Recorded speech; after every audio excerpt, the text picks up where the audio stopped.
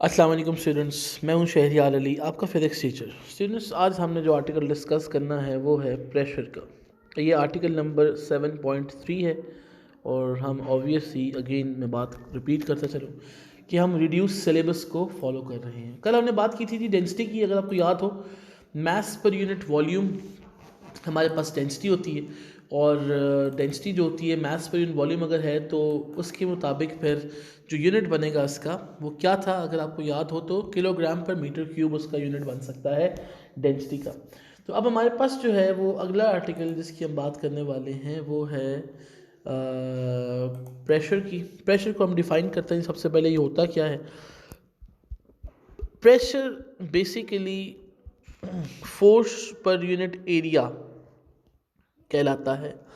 Now what is meant by force पर unit area? अगर आप किसी चीज़ पे फोर्स लगा रहे हैं और जब आप किसी चीज़ के ऊपर फोर्स लगाएंगे तो जाहिर सी बात है उसका कोई ना कोई एरिया होगा। एरिया का मतलब ये है कि सपोज कर लें कि आपके पास एक पेपर है, पीस ऑफ पेपर है, आप इसके ऊपर अपना हाथ रखते हैं तो आप फोर्स लगा रहे हैं इस पेपर के ऊपर, तो फोर्स पर यूनिट एरिया जितना आप हाथ उसको ऊपर रख रहे हो ना, उस एरिया पे आप फोर्स लगा रहे हो। दोबारा मैं रिपीट करता हूँ, अगर सपोज कर लें कि आप जो है वो एक कील है और आप दीवार में उसको गाड़ रहे हैं तो आप उसके ऊपर फोर्स लगाएंगे। आप जब उसको हैमरिंग करोगे ना तो हैमर जहाँ जहाँ उस नेल के ऊपर पड़ेगा उस पर्टिकुलर नेल के उस एरिया पे फोर्स लग रही होगी। तो हमारे पास फिर हम ये बोलेंगे कि फोर्स पर यूनिट एरिया क्या क्रिएट करता है? वहाँ पे प्रेशर क्रिएट करता है। तो हमारे पास इसमें एक और इम्पॉर्टेंट बात कि जब हम इसको डिफाइन करते हैं तो हम ये कहते हैं कि force acting on an object normal to its surface. अब इसका क्या मतलब होता है जी, नॉर्मल टू इट्स सरफेस का? यानी कि नॉर्मली पर यूनिट एरिया का या नॉर्मल टू इट्स सरफेस का मतलब क्या होगा? ऑब्वियसली सरफेस का मतलब है कि ये एरिया की हम बात करें। अब देखिए, बड़ी आसान सी बात है ये। आपके पास इस वक्त सपोज ये एक टेबल है और आप इसके ऊपर अपनी फिंगर को प्रेस कर रहे हैं तो आपकी जो फिंगर है वो फोर्स लगा रही है और वो 90 डिग्री का एंगल बनाएगी। आप जब किसी दीवार में सपोज कर लें कि ये आपके पास दीवार है और आप इसमें हैमरिंग करके कोई जो है वो नेल इंसर्ट कर रहे हो इस तरह से और आपने हैमर से फोर्स लगाई, तो आपका जो फोर्स है वो इस सरफेस के साथ जिसके ऊपर आप फोर्स लगा रहे हो ना 90 डिग्री का एंगल बनता है। तो नॉर्मली का ये मतलब होता है, नॉर्मल टू द सरफेस का वर्ड यूज़ किया जाता है basically. Normal to the surface का जो मतलब है वो ये होता है कि परपेंडिकुलर टू द सरफेस, यानी कि नॉर्मल टू द सरफेस लिखा हो, परपेंडिकुलर टू द सरफेस लिखा हो या 90 degree with respect to the surface लिखा हो, इन सब का एक ही मतलब है। ठीक है जी, तो ये वर्ड मिस नहीं करना डेफिनेशन में। द फोर्स एक्टिंग नॉर्मली पर unit area on the surface of the body is called pressure. दोबारा मैं रिपीट करता हूँ, फोर्स एक्टिंग नॉर्मली यानी कि परपेंडिकुलरली पर यूनिट एरिया, ये बड़ा इंपॉर्टेंट एक वर्ड है। ठीक है जी, तो फिर हम अब बात करते हैं इसके फार्मूले की। तो प्रेशर क्या होगा हमारे पास? फोर्स पर यूनिट एरिया। तो प्रेशर का सिंबल कैपिटल पी है, तो इसको हम ऐसे भी लिख सकते हैं फिर, capital P is equal to F divided by, यानी कि फोर्स पर यूनिट एरिया भी हम इसको कह सकते हैं। तो फिर यहाँ से अगर हम इसके यूनिट फाइंड करना चाहें तो वो क्या बनेंगे? न्यूटन फॉर द फोर्स, और एरिया का हमारे पास क्या होता है? Metre square. तो न्यूटन पर मीटर स्क्वायर हमारे पास क्या बन जाता है? इसका यूनिट बन जाता है।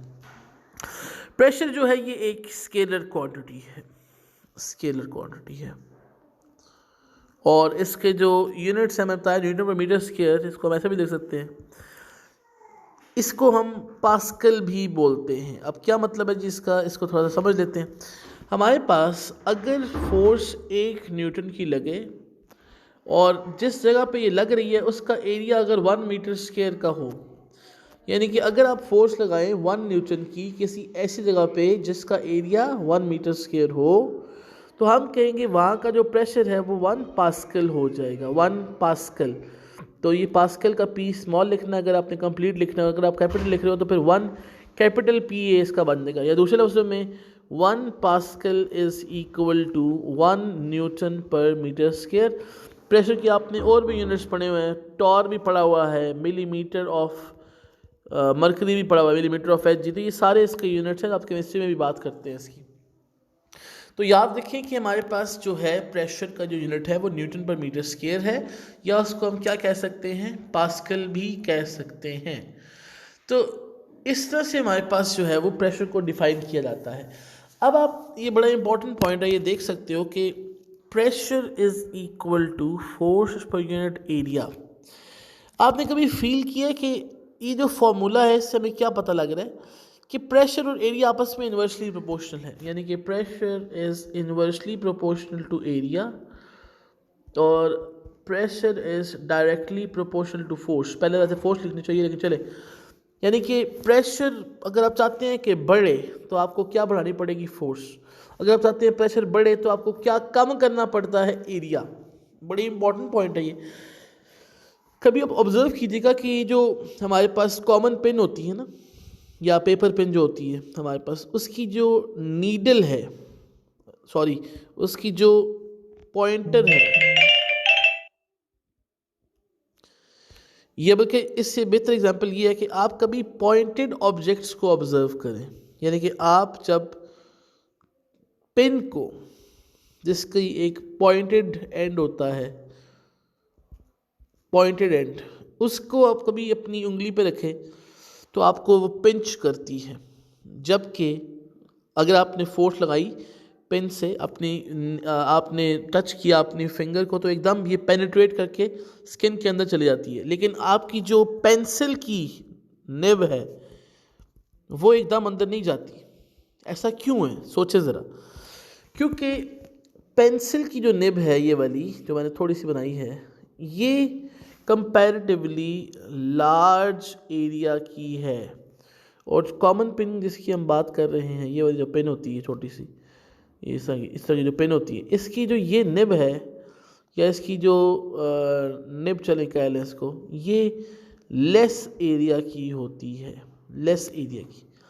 तो जब आप सेम अमाउंट ऑफ फोर्स लगाएंगे ना, सेम एफ, तो इसका अफेक्ट और इसका अफेक्ट सेम नहीं आएगा, क्योंकि फोर्स पर यूनिट एरिया से जिसका एरिया स्मॉल है उसका प्रेशर लार्ज हो जाएगा, जिसका एरिया लार्ज है उसका प्रेशर स्मॉल हो जाएगा, उसका अफेक्ट कम होगा। तो प्रेशर और एरिया का आपस में इनवर्स रिलेशन है, ये बात याद रखें। इसीलिए हमारे पास जो होता है, जिस जगह पे आप देखते हैं ना कि स्क्रू ड्राइवर्स हम यूज़ करते हैं, उनका एरिया स्मॉल होता है। यह हम बात करते हैं जब पॉइंटेड ऑब्जेक्ट्स की, तो वो इसीलिए पॉइंटेड बनाए जाते हैं ताकि प्रेशर ज़्यादा डिवेलप करवाया जा सके। जो सिरिंज है, अगर उसका एरिया स्मॉल ना होता तो आप सिरिंज को जितना मर्जी प्रेस करते हैं, वो हमारे पेंसिल की तरह पेनिट्रेट करती ना उसके अंदर, यानी कि हमारी बॉडी में, तो उसके लिए फिर इंजेक्शन लगाना मुश्किल हो जाता। इसलिए एरिया स्मॉल कभी कभी रखना पड़ता है ताकि प्रेशर डिवेलप लार्ज हो जाए। तो ये रीजन होती है, या ये इसका अफेक्ट है कि प्रेशर और जो एरिया है वो आपस में क्या है, वो इन्वर्सली प्रोपोर्शनल है एक दूसरे के। प्रेशर और हमारे पास जो है एरिया वो आपस में क्या है, इन्वर्सली प्रोपोर्शनल है एक दूसरे के। तो याद रखिए कि इस तरह से आप इसको क्या कर सकते हैं, डिफाइन कर सकते हैं कि प्रेशर क्या है, बेसिकली फोर्स पर यूनिट एरिया। और हमारे पास अब जब हम ये बात कर चुके हैं तो इधर से हम थोड़ा सा दोबारा से रिवाइज करते हैं कि हमने अभी तक किया क्या है। हमने कल से बात की है जी पहले डेंसिटी की, और आज हमने एक पढ़ा है प्रेशर।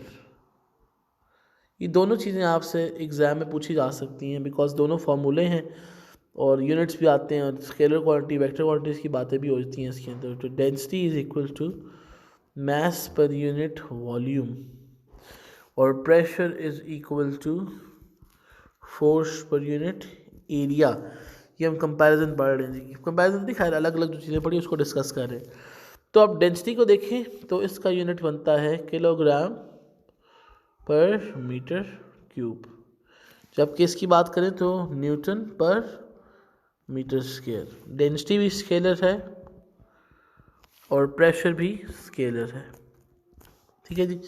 और अगली बात कि हमारे पास जो डेंसिटी है उसका मास के साथ इन्वर्स रिलेशनशिप है, प्रेशर का एरिया के साथ इन्वर्स रिलेशनशिप है। तो इस बात का भी आपने ख्याल रखना है, इसको यानी कि ऑब्ज़र्व किया करें चीज़ों को कि ये किस तरह वे फॉरवर्ड कैरी आउट कर रही हैं। तो ये हमारे पास था जी प्रेशर वाला टॉपिक, और आप देख सकते हैं कि प्रेशर किस तरह से अफेक्ट करता है हमारी चीज़ों को। अब इसी चीज़ को आगे हमने कंटिन्यू करना है, और हमने अब आर्टिकल 7.4 नहीं करना, 7.5 करना। मुझे थोड़ा वेरीफाई कर लेने दे कि हमारा जो रिड्यूस सिलेबस है उसमें क्या ये था या नहीं था। अब हमारे पास यहाँ पे होगा ये कि हम बात करने वाले हैं अब नेक्स्ट टॉपिक की। थोड़ा सा मैं आपको इंट्रोडक्शन देता हूँ उस टॉपिक के बारे में। मैं रिड्यूस सिलेबस एक मिनट देख रहा हूँ, मुझे मिल नहीं रहा, वो किधर गया है टर्म। हमारे पास कौन सी चीज़ एक्सक्लूडेड थी जी? 7.5 pressure in liquids, Pascal's law हमने करना है, और application of the Pascal law भी हमने करना है। गुड। 7.5 की हम चले बात करते हैं थोड़ी सी, और हम देखते हैं कि हमने उसमें से क्या क्या डिस्कस करना है। तो हमारे पास यहाँ पे प्रेशर इन लिक्विड्स की हम बात करें तो उसमें हम पास्कल्स लॉ की बात करेंगे। पास्कल लॉ क्या है? पास्कल्स लॉ एक कॉमन ऑब्जर्वेशन की बेस पे एक लॉ डेवलप किया गया जी, और मैं आपको इसकी एक एग्जांपल देता हूँ। हमारे पास इसकी डिमॉन्स्ट्रेशन बड़ी आसान है। कभी आप ऑब्ज़र्व कीजिएगा जी कि आपके पास अगर एक बैलून है और आपने इसके अंदर मुख्तलिफ पॉइंट्स पे होल्स किए हुए हैं। सपोज़ आपने होल्स किए हुए हैं यहाँ पे, मैं होल्स को रिप्रेजेंट करता हूँ रेड कलर से। आपने यहाँ पे एक होल किया हुआ है, यहाँ पे एक होल किया हुआ है, यहाँ पे एक होल किया हुआ है, यहाँ पे होल किया हुआ है, यहाँ पे होल किया हुआ है। बल्कि आप इसको इस तरह भी देख सकते हो कि जो आपका शावर होता है ना पानी वाला, जिससे आप बात लेते हो, इसको भी कभी ऑब्जर्व कीजिएगा कि जब पानी यहाँ से बाहर आता है तो पानी एक जैसे प्रेशर के साथ सारे होल्स में से बाहर आ रहा होता है। अगर मैं इस बैलून में सपोज कर लें पानी स्टोर कर दूं, अब ये रेड कलर के डॉट्स मैंने जो अंदर शो करने शुरू किए हैं ये पानी को शो कर रहे हैं, सपोज कर लें। तो अगर अब आप किसी भी तरीके से, अब आप सपोज कर लें कि आपके पास यहाँ पे बैक एंड पे कोई लगी हुई है ऐसी डिवाइस या ऐसी कोई सिरिंज टाइप कोई चीज़, जिस तरह आपकी सिरिंज होती है ना, आपके बैक एंड पे वो सिरिंज जो है वो प्रेस कर रहे होते हैं, पानी यहाँ से बाहर आने शुरू होता है नीडल में से, आप इसको प्रेस कर रहे हो। तो सपोज करो इस तरह की कोई पिस्टन बोलते हैं हम इसको, बेसिकली फिजिक्स में कोई पिस्टन लगा हुआ है, पिस्टन PISTON, ये मैं दोबारा लिख दिया नीचे, जिससे आप बेसिकली जो सिरिंज की वो वाला हिस्सा जिससे आप प्रेस कर रहे होते हो सिरिंज को, वो पिस्टन कहलाएगा। तो अगर यहाँ पे सपोज पिस्टन लगा हुआ है और आप पिस्टन को नीचे मूव करवाते हो और प्रेशर लगाते हो लिक्विड के ऊपर, यानी कि इस पानी के मॉलिक्यूल्स के ऊपर, पानी इन होल्स में से बाहर आने शुरू हो जाएगा और एक जैसा प्रेशर होगा इन सब पर्टिकुलर मॉलिक्यूल्स का, जो यहाँ से क्या हो रहे होंगे, बाहर आ रहे होंगे। मतलब पास्कल्स लॉ ये कहता है कि भाई अगर आपके पास कोई लिक्विड है और आपने उसको किसी जगह पे स्टोर किया हुआ है, तो जो लिक्विड प्रेशर है वो इक्वली ट्रांसमिट होगा हर डायरेक्शन में। कहने का मतलब ये है कि जो पास्कल्स लॉ है वो बेसिकली हमारे पास इंफॉर्मेशन ये देता है कि, इसको मैं स्टेटमेंट की फॉर्म में लिखता हूँ, पास्कल्स लॉ की जो स्टेटमेंट है वो क्या है उसको मैं यहाँ पे लिख देता हूँ कि pressure is equally transmitted in all directions. Pressure applied at any point of a liquid, जिस तरह मैंने सिरिंज वाला एग्जांपल दिया ना उस तरह समझ लो, enclosed in a container is equally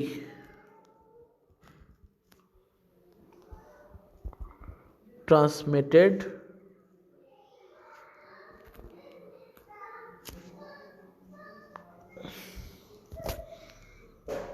to all parts of the liquid। यानी कि मॉलिक्यूल्स एक जैसा प्रेशर फील करेंगे तब उनके ऊपर क्या लगाई जाएगी, फोर्स लगाई जाएगी। तो जिस तरह मैंने एग्जांपल दी ना कि पिस्टन है सपोज, और ये बैलून है, आप पिस्टन को प्रेस करें तो बैलून्स में से जो होल्स किए हुए थे ना यहाँ पे, उधर से इक्वली पानी बाहर आने शुरू हो जाएगा। तो ये पास्कल्स लॉ है। तो ये आपके पास दूसरे लफ्ज़ों में सिंपल वर्ड्स में कि जब भी पास्कल्स लॉ की बात करेंगे तो वो प्रेशर के बारे में इंफॉर्मेशन देगा, और वो ये प्रेशर हमें ये बताएगा कि जी प्रेशर जो अप्लाई करते हैं वो हमारे पास किसी भी जगह पे इक्वली ट्रांसमिट किया जा सकता है। इसके बाद इसकी बात करते हैं जी हम इसकी एप्लीकेशंस की, वो हम इंशाल्लाह नेक्स्ट लेक्चर में बात करेंगे। आज तक के लिए इतना ही है। इसको रिवाइज़ कीजिएगा, कोई मसला हो तो आप मुझसे पूछ सकते हैं। Thank you very much.